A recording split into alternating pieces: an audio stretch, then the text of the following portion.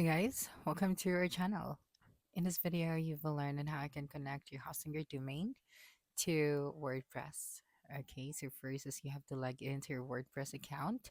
Then after that, you also need to log into your WordPress dashboard. Okay, so we have here our Hostinger account as well. So here, just go to the domain section.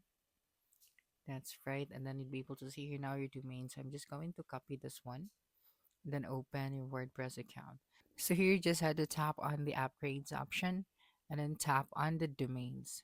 That's right. And then here at the top, just had to tap on this arrow and then tap on use a domain I own. Okay, so you just have to paste here now your domain and then tap on continue. Okay, so just wait for a couple of seconds after that. So here you have two options. I'm just going to connect your site address and connecting your existing domain name to WordPress.com. It may take up to 72 hours. So tap on this one.